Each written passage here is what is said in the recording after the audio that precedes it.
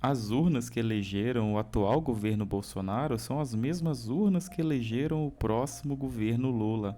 E para algumas pessoas elas já não prestam mais essas urnas, né? Enfim, é sobre saber aprender a perder.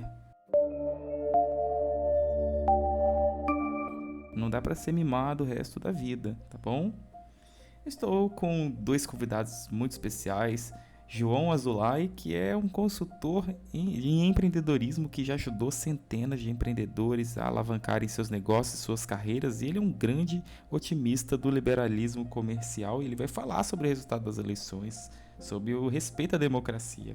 E também vou conversar com o delegado da Polícia Civil, Fabrício Lucindo, sobre os bloqueios que ocorreram nas estradas, sobre a ditadura militar e sobre alguns movimentos bem similares ao nazismo, né, que andaram ocorrendo. Então eu vou logo adiantar convidando aqui, começando com Fabrício Lucindo. Oi Fabrício, bem-vindo. Muito obrigado por ter topado participar conosco do podcast Em Alta. Qual a sua análise sobre as manifestações e bloqueios pós-eleições? Bom, nós tivemos uma eleição extremamente tranquila, nós tivemos uma eleição pacífica, primeiro e segundo turno, sem nenhuma ocorrência relevante, nenhuma ocorrência criminal. Mas logo depois da eleição, findada a eleição, iniciou-se a apuração e na mesma noite se finalizou a apuração com a vitória de Luiz Inácio Lula da Silva para presidente da República em detrimento de Jair Bolsonaro, que tentava a reeleição. E aqui no estado, a eleição do governador Casagrande, reeleito em detrimento de Manato, que tentava se eleger. Bom, finalizado essa página da eleição, nós tivemos uma concorrência muito ativa, nós tivemos polos bem definidos nessa eleição.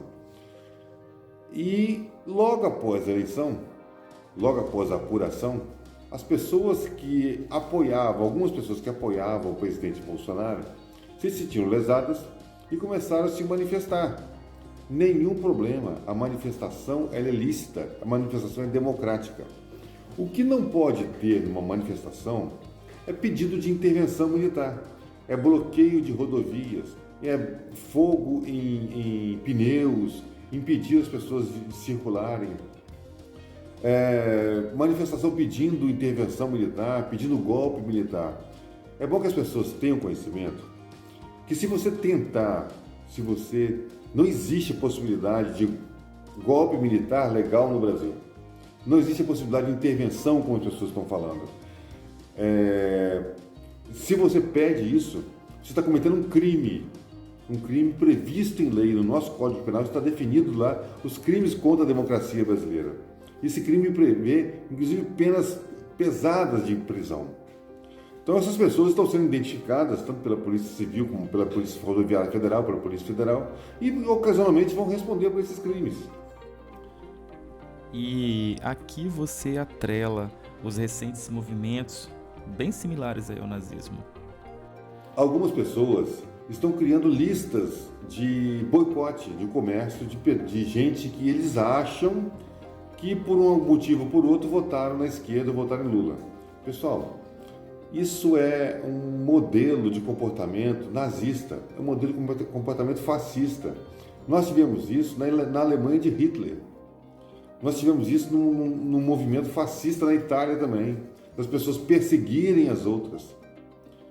Isso não cabe mais numa sociedade evoluída como a nossa. As pessoas podem votar livremente. Eu tenho amigos bolsonaristas, tenho amigos que votaram em Lula, tenho amigos que não votaram em ninguém, que não queriam votar em ninguém. E daí?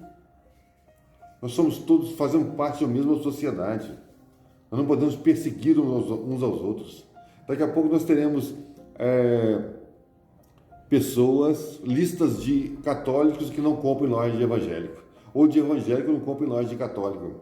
Daqui a pouco nós teremos, vai se acirrar ainda mais as características de racismo que no Brasil tem, de machismo com subjugação das mulheres.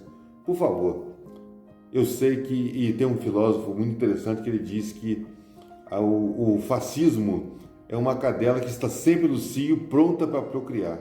Então, por favor, vamos vamos pensar de forma interior, entender os nossos defeitos da nossa personalidade, entender que a gente não deve se levar para esse tipo de sentimento ruim, de fascismo, de nazismo, de ficar perseguindo pessoas, de ficar imputando qualidades e defeitos das pessoas. Então isso tudo a gente tem que superar, porque nós estamos no século XXI. Nós não podemos mais viver como se fosse no início do século XX. Nós evoluímos, mas às vezes a gente se esquece disso. Nós nos esquecemos de tudo que nós aprendemos, de tudo que nós já sofremos.